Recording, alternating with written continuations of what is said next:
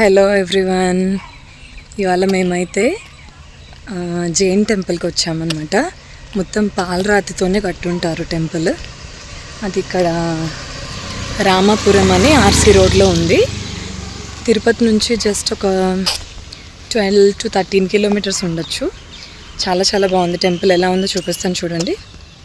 ఎంట్రన్స్లో పెట్టుంటారు టెంపుల్ పేరు. ఇలా ఎంటర్ అవుతూనే రైట్ సైడ్ పార్కింగ్, లెఫ్ట్ మొదట్లోనే వినాయకుడి గుడి అనమాట. సో మేము అది మిస్ చేసాము. మనం ఏ గుడికి వచ్చాం? రామాపురంలో ఉన్న జైన్ టెంపుల్కి వచ్చాం. సో ఎండాకాలం అని ఇట్లా కార్పెట్ అయితే వేసారు. లాస్ట్ టైం మేము వచ్చినప్పుడు అయితే వేయలేదు, బట్ ఈసారి వేసారు. ఏనుగులు చాలా బాగుంటాయి వెల్కమింగ్గా. దారిలో ఫస్ట్లో స్టార్టింగ్లోనే వినాయకుడి గుడి ఉందమ్మా. అదే లెఫ్ట్లో కనిపిస్తుంది గుడి. ఇదే టెంపుల్ ఓవరాల్ లుక్ అనమాట బయట నుంచి. అటు ఒక ఏనుగు, ఇటు ఒక ఏనుగు ఉంటాయి. సో మొత్తం మార్బుల్స్ అనమాట, మెట్లు కూడా. చిన్నపిల్లలు వస్తే ఈ టైంలో వాళ్ళు ఎంజాయ్ చేస్తారు. ఎండ కూడా లేదు ఇప్పుడు, చల్లగానే ఉంది. సో బాగా ఎంజాయ్ చేయొచ్చు అనమాట. మొత్తం ఆ ఎక్కే రైలింగ్ కూడా అంతా మార్బులే అనమాట. ఆ కిటికీలు కూడా మార్బులే. చాలా ఫైన్ ఆర్ట్ అనమాట ఇది. ఎన్నేళ్ళు కట్టారు టెంపుల్ అదంతా నేను మీకు కనుక్కొని డీటెయిల్స్ పెడతాను.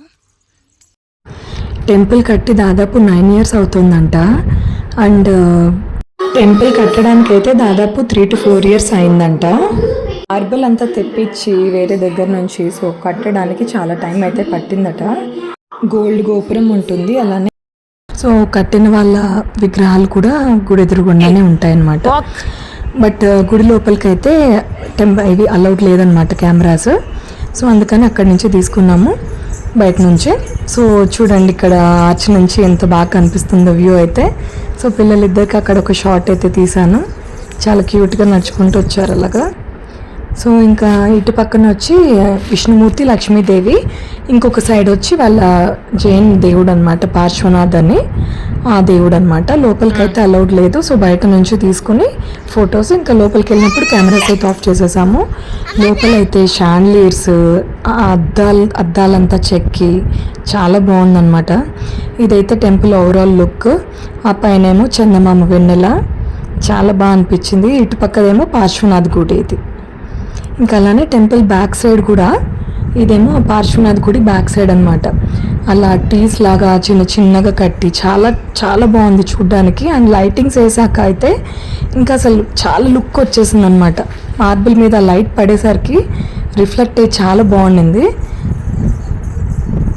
సో ఇంక ఇక్కడ నుంచి వెళ్ళిపోయే ముందర సరే ఇక్కడ కొంతసేపు కూర్చొని అలా స్పెండ్ చేద్దామని చెప్పి అనుకున్నాము.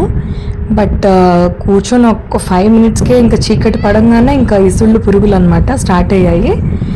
సరే ఇంకా పాపని రమ్మంటేమో రావట్లేదు, మొండి చేసేస్తుంది. నేను దిగుతాను మళ్ళీ ఎక్కుతాను అంటే దానికి మెట్లు ఎక్కడం దిగడం, స్లోప్ ఎక్కడం దిగడం ఇవన్నీ చాలా ఇష్టం అనమాట. సో అలా ఆడుకుంటూనే ఉండిపోయింది. అద్వైత్కేమో ఈ ఇసుళ్ళు పురుగులు కుట్టేస్తున్నాయి అనమాట. అంటే అక్కడ ఫారెస్ట్ చుట్టుపక్కల ఇళ్ళు ఎక్కువ లేవు. సో సాయంత్రం చీకటి పడంగానే ఇంకా ఇసుళ్ళు పురుగులు వచ్చేస్తాయి లైట్కి. సో ఇంకా రావే అంటే ఇంకా కొంచెం సేపు అలిగి కూర్చుంది. అట్లా అసలు రాలేదు. మళ్ళీ కొంచెం సేపటికి నేనే దిగుతాను అంది. పట్టుకుంటా అంటే కూడా ఒప్పుకోలేదన్నమాట. సో టెంపుల్ ఇంకా 7కి క్లోజ్ చేసే ముందర ఏం చేస్తారంటే ఇంకా హారతి ఇస్తారనమాట. అన్ని గంటలు మోగిస్తూ చాలా బాగుంటుంది అది చూడ్డానికైతే. ఇక్కడైతే మామిడి చెట్లు, అరటి చెట్లు, టెంకాయ చెట్లు చాలా ఉన్నాయి. పూల మొక్కలు అన్నీ చాలా ఉన్నాయి. సో చూడండి అరటి గలలు చూడండి ఎంత బాగున్నాయో దగ్గరగా. బుజ్జి గలలు అనమాట. చాలా క్యూట్గా ఉంది చూడడానికి. ఇదంతా గార్డెన్, ఎవరికి నాట్ అలౌడ్, జస్ట్ స్వామి వారిది అనమాట.